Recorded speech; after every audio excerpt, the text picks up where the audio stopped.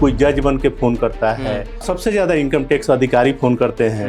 तो सबसे बड़ी बात क्या है अपने इंडिया में, जो कोई अपराध घटना हो जाती है तब उसको रजिस्टर्ड किया जाता है। आज के डेट में आपको साइबर अपराध पर डे के हिसाब से देखा जाए तो 450 से ज्यादा जो है रजिस्टर्ड हो रहे हैं, जो FIR हो रहे हैं। ओके। तो एंड्रॉयड मोबाइल लेते ही उनको शिक्षा की बहुत जरूरत है, कैसे ऑपरेट करना है मोबाइल को। आपका एक ड्रग पकड़ा गया है, ऐसा बोलते हैं ना, आपका एक पैकेट पकड़ा गया है, आपका बेटे ने रेप किया है, ऐसा कुछ होता है। जी। इस तरह की कॉल के लिए जो आम लोग हैं उनको शुरुआत में क्या करना चाहिए?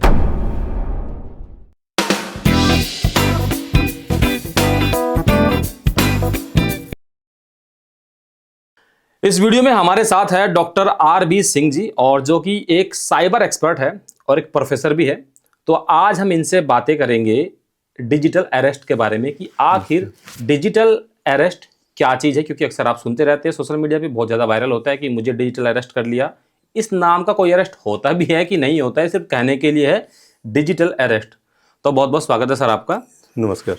प्रोफेसर सर, ये बताइए कि डिजिटल अरेस्ट जो शब्द है, क्या ये सच में एक वैधानिक शब्द है या फिर ये बनाया गया है? नहीं, ऐसा नहीं है। आज आप किसी को भी कॉल कीजिए, किसी भी कंपनी का आप सिम यूज करते हैं तो फोन करते ही उस पर आवाज आती है कि आपको कितनी सावधानी से, जैसे किसी को भी कॉल करते हैं तो डायलर टोन पे आपको कोई जैसे गाना वाना लगाते थे, कोई और टोन आता था, चाहे रिंगिंग होता था, वो नहीं होता है। उस पे आपको अवेयरनेस के लिए भारत सरकार ने, सोचिए कितना फंडिंग हुआ होगा कि भारत सरकार को आप किसी को भी फोन करते हैं तो उस पे आता है कि साइबर क्राइम से, साइबर अरेस्टिंग से इस तरह का कोई भी कॉल आता है तो आप कृपया सावधान रहिए, उनके झांसे में, उनके बहकावे में, उनके बातों में ना आइए। तो आप समझ सकते हैं कि पूरे इंडिया में अगर वर्ल्ड से भी चाहे कहीं से भी कॉल आता है तो यही डायलर टोन आ रहा है। तो कितनी बड़ी आज के डेट में इस पे जो है अपराध हो रहे हैं। तो इससे बचने के लिए सरकार कितने बड़े लेवल पर जो है इस पे कदम उठाया हुआ है। तो इसमें क्या होता है कि अलग अलग की घटनाएं होती हैं।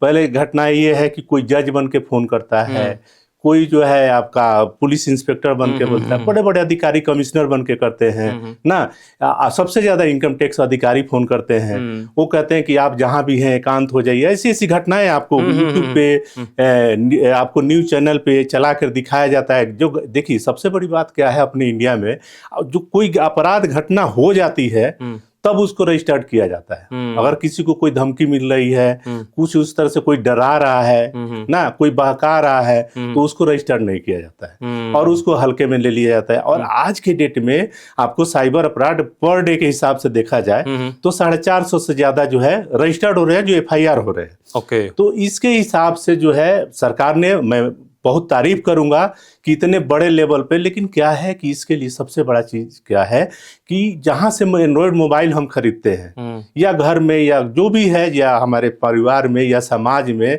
चाहे जो भी रिश्तेदार में कोई भी व्यक्ति है, तो एंड्रॉयड मोबाइल लेते ही उनको शिक्षा की बहुत जरूरत है, कैसे ऑपरेट करना है मोबाइल को ना। ये सारी जानकारी, जैसे मान लीजिए आपने साइबर क्राइम का पूछा है, तो सरकार ने जिस तरह से अभियान चलाया है, ये तो नो डाउट आपको 1 महीना 2 महीना में बंद हो जाएगा। क्योंकि साइबर की जो घटनाएं लोग करते हैं, हर 2 महीने 3 महीने में जानते हैं कि पूरी पब्लिक जान गई, तो फिर वो नया तरीका से फिर आते हैं। तो इस तरह के अपराध को रोकने का सरकार बहुत अथक प्रयास कर रही है। लेकिन हम जैसे पढ़े लिखे लोग हैं, तो सामाजिक कार्यकर्ता बहुत सारे लोग हैं कि वो आगे आकर के समाज तक, जमीन पर, ग्राउंड पर उतर तक हर किसी को इसको हल्के में ना ले।